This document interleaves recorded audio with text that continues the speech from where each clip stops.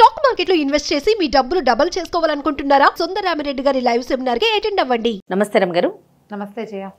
రమగారు, ఏదైనా మంచి స్టోరీ బేతాళ కథ చెప్తామా? సూపర్, చాలా ఇంట్రెస్టింగ్ గా ఉంది జయ ఈ కథ మాత్రం. జనరల్ గా బేతాళ కథలు చాలా బాగుంటాయి కదా. అవునవును. అసలు ఇది భలే సబ్జెక్టు. ఓకే, చాలా బాగుంది. పట్టుబదలని విక్రమార్కుడు మళ్ళీ శ్మశానం లోపలికి నడిచాడు, చెట్టు ఎక్కాడు, కళేబరాన్ని భుజాన్ని వేసుకున్నాడు, నడుస్తున్నాడు. శవాన్ని ఆశ్రయించుకుని ఉన్న బేతాళుడు ఇలా చెప్పడం మొదలుపెట్టాడు. మార్గాయాసం తెలియకుండా ఓ కథ చెప్తానని. పూర్వకాలంలో యమధర్మరాజు యముడు భూలోకంలో పుట్టాడు. భూలోకంలో ఎందుకు పుట్టవలసి వచ్చింది? మాండవ్యుడు అనే మహాముని ఒక చోట తపస్సు చేసుకుంటూ ఉంటే ఆయన పక్క నుంచి కొంతమంది దొంగలు పరిగెత్తి పారిపోయారు. ఓకే, ఆయన చూడలేదు. అయితే వాళ్ళు వెళ్ళిపోతుంటే వాళ్ళ చేతుల్లో నుంచి డబ్బు మూట కొంత ఈయనున్న ప్రాంతంలో పడింది. ఈయన్ని కూడా దొంగగానే భావించి రాజభటులు ఆయన్ని పట్టుకుపోయారు. రాజుగారు దొరికిన దొంగలందరికీ కొరత విధించాడు. ఆ దొంగల్లో ఈ మాండవ్య మహాముని కూడా ఉన్నాడు. మాండవ్యుడిని కూడా కొరతేశారు. కొరతేస్తే కొరత వేయటం చాలా భయంకరమైన శిక్ష. ఇట్లా పొడుగాటి శూలం ఉండి శూలంలోకి ఇలా దింపేస్తారు పైనుంచి మనిషి లోపలికి. నిదానంగా కిందకి వెళ్తూ ఒక రోజున్నర పడుతుంది ప్రాణం పూర్తిగా పడడానికి. అపరిమితమైన నరక బాధను అనుభవిస్తారు. ఈ నరకాన్ని అనుభవించి మరణించిన మాండవి మహాముని యమధర్మరాజుని అడిగాడు, నాకు ఇలాంటి మరణాన్ని ఎందుకు ఇచ్చావు? నేను ఏ తప్పు చేయలేదు. పైగా నేను మునిని. అంటే నువ్వు చిన్నప్పుడు తూనీగలకి రెక్కలకి ముళ్ళు పెట్టి ఆడేవాడివి. ఆ తూనీగ అనుభవించిన హింస నువ్వు కూడా అనుభవించాలి, నీ శాసనం అది అనేసరికల్లా మాండవి మహాముని అన్నాడు, 10 ఏళ్ల వరకు బాలప్రాయం ఏం చేసినా పసిబిడ్డ భగవంతుడితో సమానం కదా. వ్యక్తత తెలియక ముందు చేసినవి ఏ పాపాలు గణించకూడదు, అది కదా శాస్త్రం, ధర్మశాస్త్రం ఒప్పుకుంటుంది. అయినా కూడా నాకు ఇలాంటి క్రూరమైన మరణాన్ని ఇచ్చావు నువ్వు. నీకు మనుషులు చేస్తారు ఇట్లా,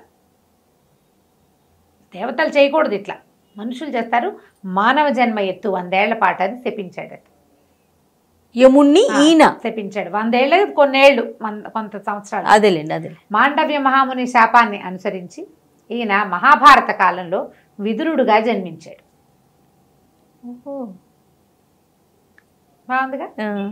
ఈయన విదురుడుగా జన్మించిన కాలంలో ఆర్యముడు అనే ఒక దేవుడు ఈ యమధర్మరాజుగా ఉండేవాడు. ఈయన విదురుడుగా జీవితాన్ని చాలించుకున్న తర్వాత వెనక్కి వెళ్ళాడు. అక్కడ ఏం శిక్షలు ఆగల. ఈయన ఇక్కడ పుడితే అక్కడ ఇంకోళ్ళు ఉన్నారు, ప్రాక్సీ ఆర్యముడు ఉన్నాడు. అయితే ఆర్యముడు ఏం చెప్పాడంటే పదవి నుంచి మళ్ళీ వెళ్ళిపోతా అంటే ఈయన లేనంతకాలం ఆయన పనిచేసి వెళ్ళిపోతూ, ఎంతమంది పాపులకో శిక్షను వేశానన్నా, కానీ ప్రతివాడు మా ఆవిడ వల్ల తప్పు చేశా, ఆ అమ్మాయి వల్ల తప్పు చేశా, ఈ స్త్రీ వల్లే ఈ పాపం చేశానని చెప్తున్నారు.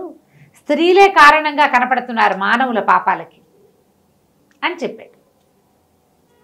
ఈ అమ్మాయి వల్లే నేను చేశాను అని చెప్తున్నారు. అయితే ఈయన ఆర్యముడు వెళ్ళిపోయాక యమధర్మరాజు మళ్ళీ తన సీట్లో కుదురుకున్నాక రోజు కనీసం ఒక 6-7 సార్లైనా స్త్రీల వల్ల అన్నమాట, ఇలాంటి తప్పు చేసావు నీకు ఈ శిక్ష అనగానే ఆ పాపి గోల్మని ఏడుస్తూ, ఆ దొంగమొహం వల్లే వచ్చింది, మా ఆవిడ వల్లే వచ్చింది, ఆ అమ్మాయి వల్లే వచ్చింది, ఆ అమ్మాయి నన్ను తప్పుదో పట్టించింది, ఇలా ఏదో తిడుతూ ఆడవారిని తిడుతూ ఏడుస్తూ వెళ్ళబోసుకునేవాళ్ళు. ఈయన వినగా ఇదేమిటి స్త్రీల వల్ల అని చెప్తున్నారు ప్రతి వాళ్ళు. నిజంగా స్త్రీలు ఇలాంటి స్త్రీల వల్లే ఇది జరుగుతుందా? ఒకడు పాపానికి వాడిని ప్రేరేపించింది స్త్రీయేనా? ఆ స్త్రీయే కదా వాడి పుట్టక్కి కారణం. ఇది నిజమో కాదో తెలుసుకోవాలనుకున్నాడు. తన కింకర గణంలోంచి చండు అనేవాడిని ఒకడిని పిలిచాడు. వాడు మంచి బుద్ధిమంతుడు. ఈయనేమన్నంటే, ఒరే చండా, నువ్వు భూలోకంలో పుట్టిస్తా, కొన్ని లక్షల వరహాలు ఇస్తా డబ్బు, నువ్వు యువకుడుగానే పుడతావు, యువకుడుగా జీవించి లోకంలో పాపాలు దేనివల్ల జరుగుతున్నాయి నీ జీవితాన్ని గడుపు, కొంతకాలం నీకు కొంత ఆయుష్ ఇస్తా. ఇన్ని సంవత్సరాలు, ఏదో 10 ఏళ్ళు ఎంతో పెట్టాడు లెక్క, 10 సంవత్సరాలు, 10 ఏళ్ల పాటు అక్కడ బతికిరా. ఈ 10 ఏళ్లలో ఏ స్త్రీ వల్ల ఏదైనా జరిగింది ఏమిటో ఆ వివరణ నాకు చెప్పు అంటే చండు సంతోషించాడు. బాగుంది. యమధర్మరాజు ఆయన ముందు ఇవ్వబోయే తీర్పులు, రేపు రాయబోయే మరణ శాసనాలు అవన్నీ కూడా దీని మీద ఆధారపడి ఉంటాయి. సర్వే మీద కదా ఆధారపడేది. సరే చండుని పంపించాడు. కొన్ని లక్షల వరహాలతోటి చంద్రుడు భూలోకంలో మనిషిగా పుట్టి చండసింహుడు అనే పేరుతోటి ప్రఖ్యాతిగాంచాడు. ఓకే. ఆయన ఏం చెప్పాడంటే, నువ్వు ఇక్కడ దేవతల వ్యవహారం ఏమి ఉండదు, నీకు మంచి వ్యవహారమే ఉంటుంది. అక్కడే ఒక అమ్మాయిని చూసి పెళ్లి చేసుకుందు కానీ పెళ్లి చేసుకోవాలి నువ్వు, అప్పుడు మిగిలిన సంగతి.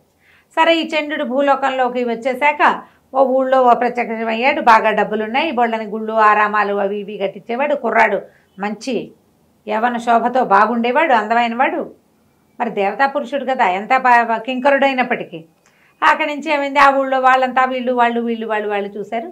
క్షత్రియులను మంచివాడు, చండసింహుడు అని పేరు పెట్టుకున్నాడు కదా. సరే, ఒక క్షత్రియ కాంతతో పెళ్ళయింది.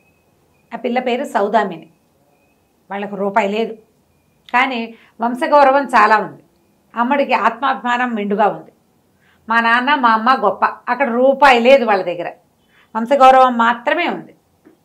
ఆ అమ్మాయిని పెళ్లి చేసుకున్నాడు. పిల్ల చక్కటిది, బుద్ధిమంతురాలు. ఆత్మాభిమానం ఉన్నవాళ్ళు ఎవరికైనా మరి ఆరాధనీయంగానే ఉండాలి, ఎప్పుడూ కూడా అభిమానం ఉంది అమ్మాయికి. చేసుకున్నాడు. ఇంక అక్కడి నుంచి ఆవిడ క్రమంగా ఎలా అయ్యిందంటే, ఆవిడ మహారాణి, ఆయన సేవకుడు. ఆవిడ అడుగుతుంది, ఆయన చేస్తాడు. ఆవిడ చెప్తుంది, ఆయన చేస్తాడు. ఆవిడ ఏది చెప్తే అది శాసనం. ఆవిడ శివగామైపోయింది. ఇవి చేసేవాడు. క్రమంగా అమ్మాయి ఏం చేసింది, వాళ్ళ కుటుంబం మొత్తాన్ని ఇక్కడ స్థిరపరిచింది. చెల్లెళ్ళిద్దరికీ బ్రహ్మాండంగా బోడంత కట్నం ఇప్పించి బ్రహ్మాండంగా పెళ్లి చేసింది. ఒక వాక్యం తేడా వస్తే ఒప్పుకునేది కాదు. తన మాట చెల్లపోతే కుదరదు. ఒప్పుకునేవాడు అతను. అట్లా అమ్మాయి మాటకు ఒప్పుకునేవాడు. ఆవిడకి అలా సాగిచ్చేవాడు. అక్కడి నుంచి ఏం చేసింది, ఇద్దరు తమ్ముళ్ళు ఉన్నారు, అన్నదమ్ములు ఇద్దరు ఉన్నారు. వాళ్ళిద్దరికి ఏం చేసింది, మరి సముద్రం మీద వ్యాపారం చేస్తారు, మా తమ్ముళ్ళు పెట్టుబడి పెట్టాలి నువ్వు అని. బావమరుదులకు పెట్టే బావలు ఎంతమంది ఉన్నారు లోకంలో. తమ్ముళ్ళకి చెల్లెళ్ళకి దోచిపెట్టేసి అక్కయ్యలు కూడా లోకంలో చాలా మంది ఉంటారు. పుట్టింటికి దోచిపెట్టే వాళ్ళు ఉంటారు. ఈ సంసారం నాది, దీన్ని నేను బాగు చేసుకుని నా దగ్గర ఎక్కువైంది పెడదాము అన్న ఊహ రాదు. చాలామంది ఉంటుంది, మొగుడు డబ్బంతా తీసుకెళ్ళి పెట్టేస్తారు. ఈవిడ కూడా అలాగే చేస్తుంది.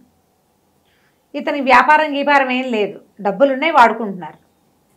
క్రమంగా డబ్బులు తగ్గిపోవటం మొదలెట్టాయి. బావమరుదు ఇద్దరు సముద్రం మీద దేశాంతరం వెళ్ళి సంపాదిస్తారని చెప్తే వాళ్ళకి పెద్ద పెద్ద పెట్టుబడులు పెట్టి పెద్ద పెద్ద నౌకలు కొనిచ్చాడు. వాళ్ళిద్దరూ వెళ్ళిపోయారు. ఆడపిల్లలకి పెళ్ళిళ్ళు అయిపోయినాయి. సరే, ఈవిడిదంతా మంచి రాజాంగంగా ఆవిడ ఎక్కడికి వెళ్ళినా సరే బళ్ళ మీదే వెళ్తుంది. ఎక్కడికి వెళ్ళినా ముందు గుమాస్తా వెళ్ళి అక్కడ ఏర్పాట్లు చేయటం అవన్నీ చాలా గ్రాండ్ లెవెల్లో ఉంది. గ్రాండ్ స్కేల్స్ అలవాటు అయ్యాక ఇంకా మారరు. అవును. క్రమంగా ఇతని దగ్గర డబ్బు తరిగిపోవటం మొదలుపెట్టింది. ఆవిడకి బోల్డ్ని హుకుములు ఉండేవి. ఆ గుళ్ళో అది చేయించాలి, ఈ గుళ్ళో ఇది చేయించాలి, వాళ్ళకి అది ఇవ్వాలి, వీళ్ళ ఇంట్లో ఫంక్షన్కి వెండికి ఇవ్వాలి, వాళ్ళ ఇంట్లో ఫంక్షన్కి పట్టీలు చేయించాలి. అంటే ఇక డబ్బు బయట నుంచి తేవటం మొదలుపెట్టాడు. ఒకటి అతను కొన్న ఆస్తులని అమ్మేశాడు. అయినా సరే ఆవిడ మాటకి తేడా వచ్చేదే కాదు. ఆవిడ ఒప్పుకునేది కాదు. చీల్చి చెండాడేసేది ఏదైనా తేడా వస్తే. డబ్బులంతా తగ్గిపోతుంటే ఇతను ఏమనుకున్నాడు, పోనీలే మన బావమరుదులకి పెట్టుబడులు పెట్టి పంపించాం, వాళ్ళు సంపాదించుకు తెచ్చుకుంటారంటే.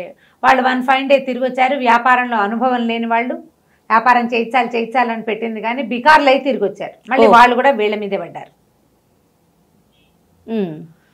చూశాడు చండసింహుడు. దాదాపుగా 9 సంవత్సరాలు దాటిపోయింది. ఇతనికి 10 ఏళ్ళు ఇతని టైం. ఈ 10 ఏళ్లలో ఎంత భార్యాదాసుడైపోయాడో. అప్పులు తెచ్చి పెట్టాల్సి వచ్చేది. తన దగ్గర డబ్బులు లేవని ఆవిడకి తెలుసు. అయినా కూడా ఊరుకునేది. ఆవిడ ఒప్పుకునేది కాదు. తను ఏమనుకుందో అది చేయాల్సింది. ఎక్కడో చోట నుంచి తెచ్చిపెట్టేవాడు.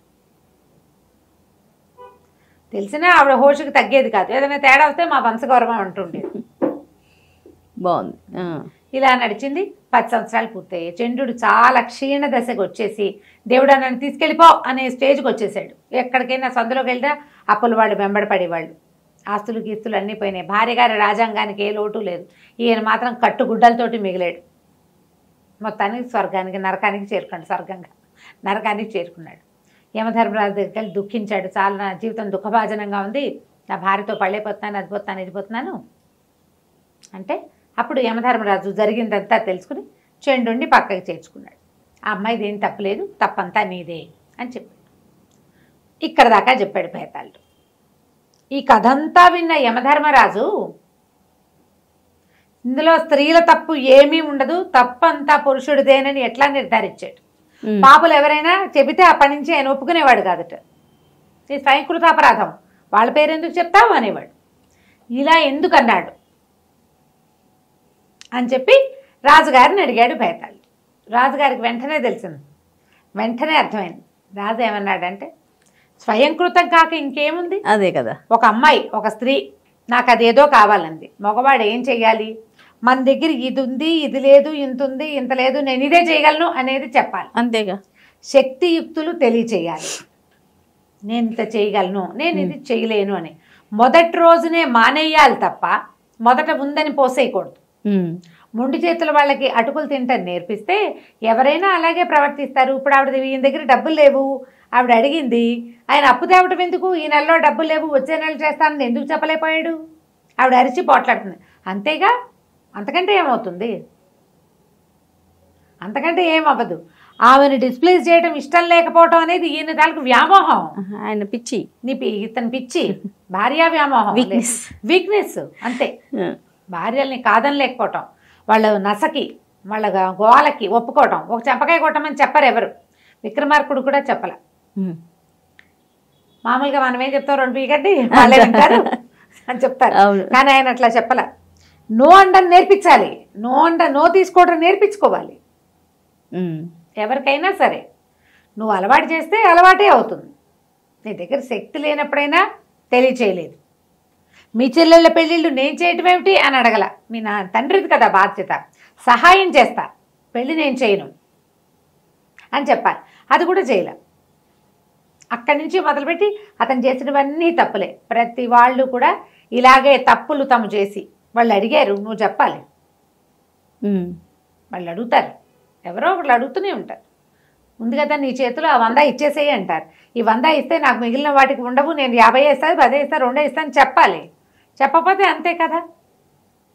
వాళ్ళకి అలవాటు చేయకపోవటం వల్ల ఇలా జరుగుతుంది తప్ప స్త్రీలని ఎప్పుడూ తప్పట్టకూడదు, వాళ్ళకి నేర్పడం పురుషులదే తప్పు అని చెప్పాడు. చెప్పంగానే పేతాళ్ళకి నవ్వొచ్చింది. యమధర్మరాజు అంత తీర్పరివి నువ్వు, కానీ నువ్వు మౌనభంగం చేసావు కదా, మాట్లాడేసావు, మళ్ళీ కలుద్దాం అని చెప్పేసి పరిగెత్తుకుంటూ శవంతో సహా వెళ్ళిపోయాడు. మళ్ళీ విక్రమార్కుడు ఏం చేశాడు, అక్కడి నుంచి వెనక్కి రావడం మొదలుపెట్టాడు. కథ కంచికి మనం ఇంటికి. సూపర్, నిజంగా చాలా బాగుందండి. నమస్తే రమ్మగారు.